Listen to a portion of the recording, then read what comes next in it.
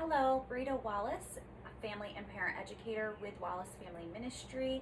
Welcome to our challenge that we are going on to focus on learning how to love our spouses well. And we are just journeying together on the Love Dare book. So if you have the book, I just want you to follow along with me as I'm going to read day one. We're going to dig deep into just briefly on a few concepts that they talk about in the Love Dare.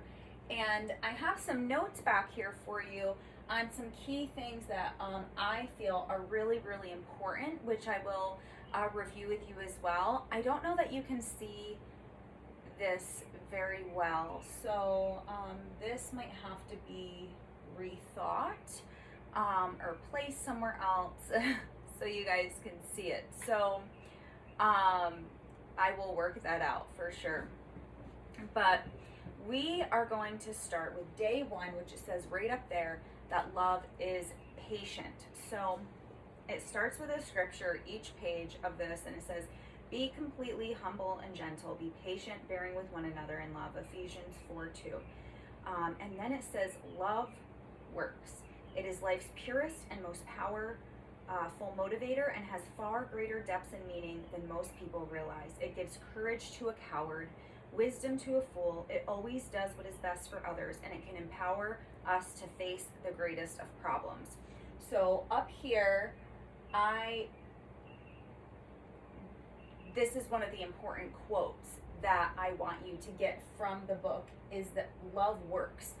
It is life's purest and most powerful motivator. We all have a need for love. We have this innate need to be loved, to be just loved fully for who we are and accepted, and that all comes down to love. It all comes back to love. So we all have that inside of us. Love can motivate a man to put away childish things, provide for his family, and take passionate stands for what he believes in, like crossing an ocean to fight for his country. Love can drive a woman to connect emotionally in relationships, comfort the hurting around her, protect her children, and extend her hand in kindness to those in need. We are born with a lifelong thirst for love. Our hearts desperately need it like our lungs need oxygen. Love changes our motivation for living. Relationships become meaningful with it, and no marriage is successful without it. And I can say that that is absolutely 100% true. And anybody else who is in a marriage, I'm sure you can say as well, marriage is not successful if there's not love, if we're not demonstrating love to one another, right? Because then what is there? A lot of yucky stuff. So love is built on two pillars that best define what it is. Those pillars are patience and kindness. And when I did this study for the first time by myself and I read that, I just was like, whoa, like it blew me away. I had a whole bunch of sticky notes written all over my fridge, written everywhere, because I was just so blown away by this. And it's something that I have here as well. One of the takeaways that I want you to get, so I'm going to repeat it. Love is patient. Patience and kindness are the pillars of love, and all other characteristics of love are the extensions of these two attributes, okay? So that just blew me away.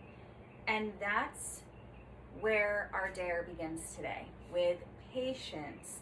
So love inspires you to become a patient person. It should, for sure. And when you choose to be patient, if you remember, like in the beginning of our relationships, we are patient. We practice patience better because we don't want to, maybe we had a temper problem. And we don't want, our new date, somebody we're trying to impress, to see that. So we are patient. And eventually, in a lot of cases, we stop practicing that patience. We begin to feel comfortable, and our true colors start to show. But practicing patience is a muscle. That's what I like to refer to it as, a muscle that you have to build. You have to keep practicing and practicing and practicing and practicing until you get better in an area where you used to just find yourself being so impatient and irritated all the time. So when you choose to be patient, you're choosing really to respond positively to a negative situation. So that's really how we have to think when we're in a situation that is just a negative situation. We don't want to be in it, and we choose positivity. We are practicing patience. So that's good. And hopefully we can feel that way too, because sometimes we can say things, but I'm also a firm believer in like just saying that to yourself, practicing those positive thoughts, faking it till you make it. I say that lightly because I don't believe that in all situations, but I do believe that when we are choosing to practice our patience and work through our feelings, like, so if you are just somebody who really has to have things done your way, and you're seeing somebody else do them and you have to like step in and control, practice patience in that area, right? So, and recognize how that makes you feel, because we don't want to ignore those feelings. We want to recognize how that makes us feel, and we want to address those feelings within ourselves and say, okay, well, I can choose to allow this situation to make me upset, or I can choose to be grateful that somebody's helping me in the first place, and choosing to have that positive thought, that's going to help diminish the way that we're feeling too inside. So don't ignore those feelings, acknowledge them, and figure out how you can reconcile them within yourself, and do make a positive change by, reacting positively next time, practicing patience, working through those feelings. And that's how we can do that. It's a muscle. We build that muscle, right? It's not truly a muscle. But I like to say that because muscles have to be built and you have to work them, and love's kind of like that too, is we have to work it, right? We have to act in love. So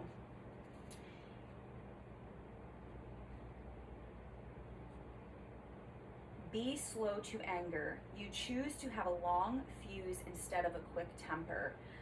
Rather than being restless and demanding, love helps you settle down and begin extending mercy to those around you. No one likes to be around impatient people.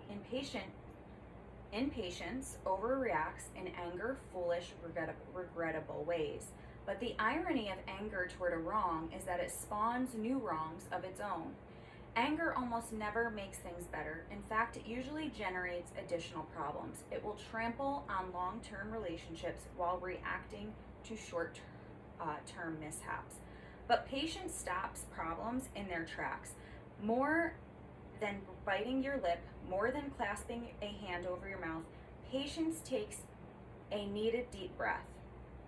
It clears the air. It stops foolishness from whipping its scorpion tail all over the room.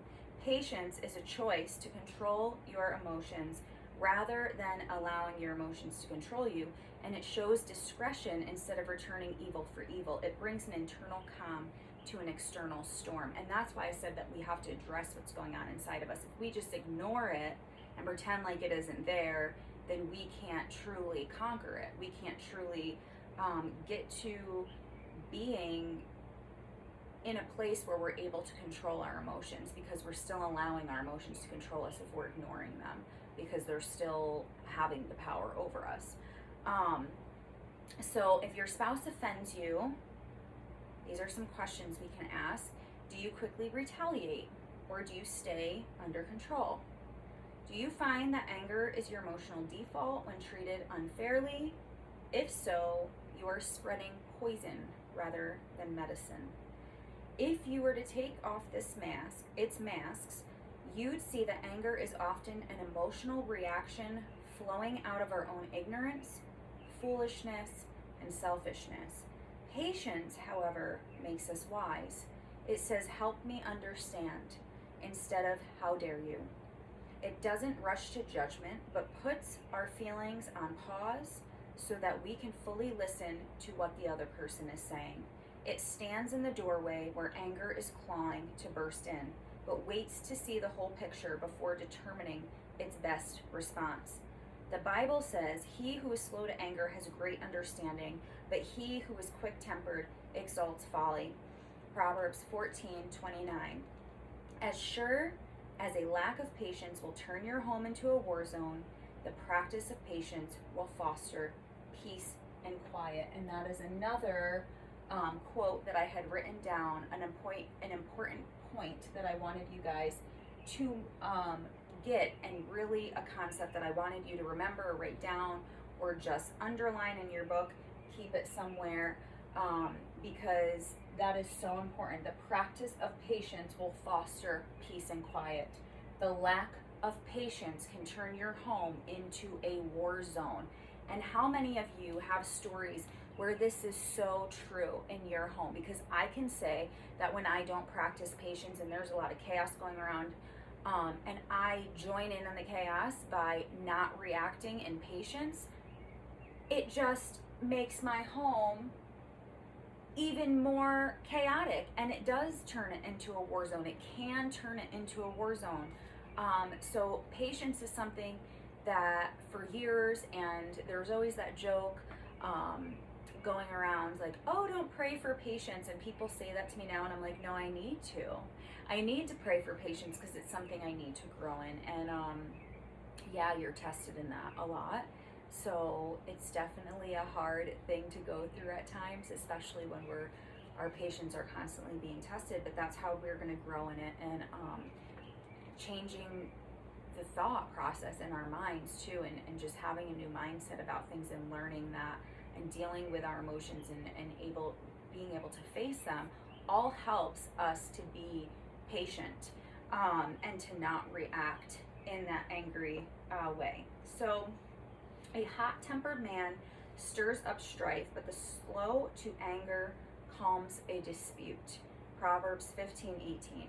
The statements like these from the Bible, book of Proverbs, are clear principles with timeless relevance. Patience is where love meets wisdom. And Proverbs is the book of wisdom, they say. So just it's where love meets wisdom. And that's the last point that I have written down here today, is that patience is where love meets wisdom. So we really want to be able to be wise when we're loving our families and our spouses, and the members of our family. We can even take it a little step further and say that, because we want to make sure that we are making wise decisions and loving them well and doing what's best for them. So being able to learn patience and meeting, patience is where love meets wisdom. Gaining that wisdom of patience is just such a beautiful and rewarding thing for us as humans, and those of us who are in marriages and relationships as well. So every marriage needs the combination of patience is where love meets wisdom to stay healthy. Love helps give your spouse permission to be human, because we all are human, aren't we? I do crazy things sometimes. Chris does crazy things sometimes. That's my husband, for those of you who don't know. And we just really give each other permission to be human. We realize that this, we're going to be human, and we're not going to be perfect, and there needs to be a safe place to be able to do that.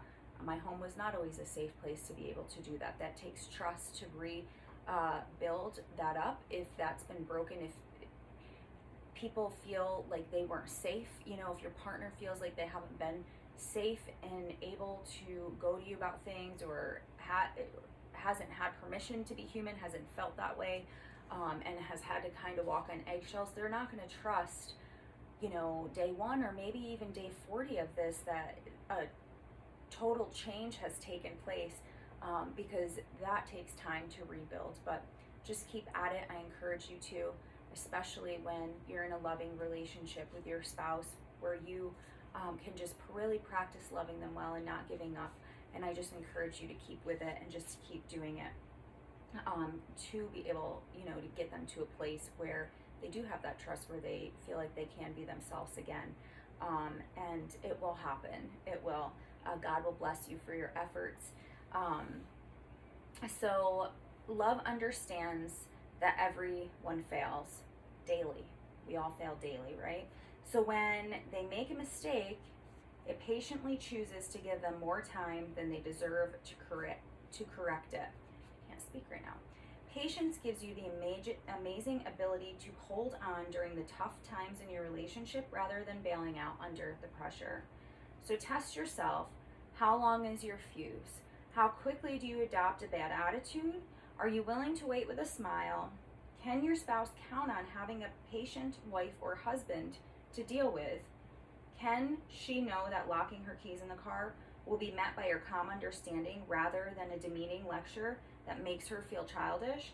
Can he know that being found watching a football game will automatically invite a loudmouth laundry list of better ways he should be spending his time?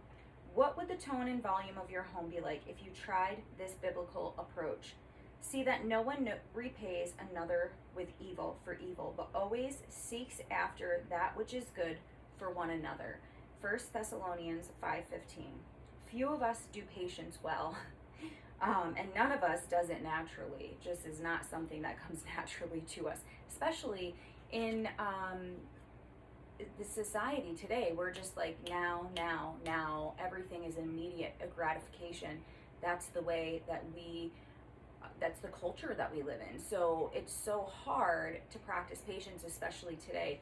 We literally don't have to wait for much, right? We can just have things that we want at our fingertips, and it makes it hard to learn how to be patient. And I think that's something we really have to be intentional about, especially because it doesn't come naturally to us.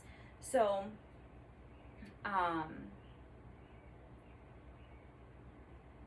what would the tone and volume of your home be like if you tried this biblical approach? Yes, I'm going to just tell you again because I lost my train of thought. See that no one repays another for evil with evil for evil, but always seek after that which is good for one another. So few of us do patience well. I'm so sorry, guys. I totally bombed that part of the video. And we don't do it naturally, but wise men and women, they'll pursue it as an essential ingredient to their marriage relationships. That's a good starting point to demonstrate true love. The Love Dare journey is a process, and the first thing you must resolve to do is to demonstrate patience on a daily basis, okay? So think of this as a marathon and not a sprint, but it's a race worth running. Since we should never stop loving, we should never stop showing patience. It should be refreshed in supply every morning as the sun rises. So this brings us to our dare, which I am going to just hold off on for a minute. I just want to talk a little bit more about love. And, we learn in scripture that it is the foundation and motive of every leader is love, okay? So Paul actually takes an entire chapter of the Bible to discuss the power of love and how it is above all things. So every single one of us are leaders in our home. So just look at the traditional family, and I'm just saying that because it's the easy family to look at. It's the one that's in the textbooks, and I will assure you there are multiple families and cultures that we have to learn about, especially to earn a family studies degree. But the traditional family, what everybody thinks is traditional, is the textbook family, right? So we're just going to look at that family for that specific reason because it's just easy. So it's traditional. Mom stays home, dad is the financial provider, mom stays home and she leads the kids, right? And dad leads the family.